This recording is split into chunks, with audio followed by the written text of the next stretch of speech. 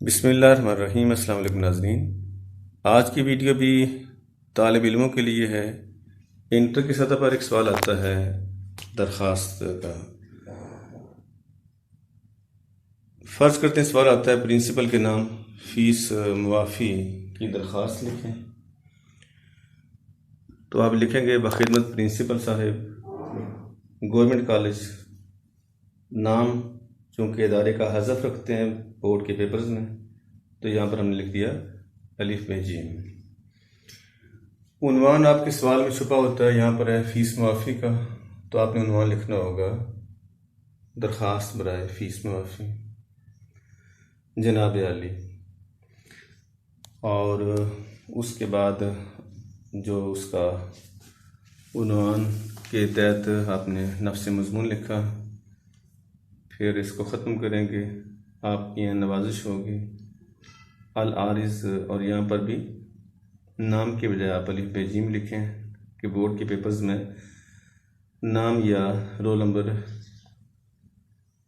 नहीं लिखा जाता है।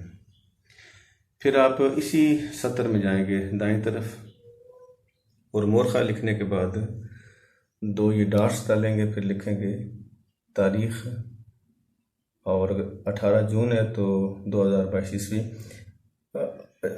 आप तारीख़ और महीने के बीच में ये छोटी सी लकीर डालेंगे, छोटे से ख़त, ऐसे ख़त फासिल कहते हैं।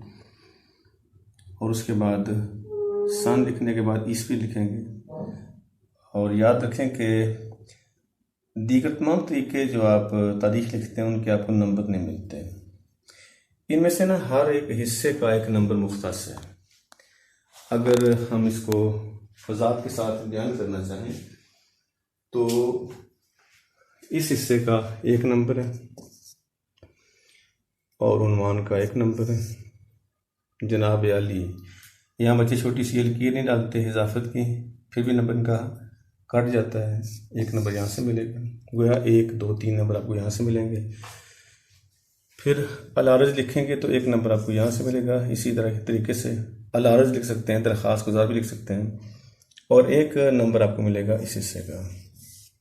सही आप तारीख़ लिखेंगे, और जो बाकी 5 नंबर हैं आपको, जो उसका आपने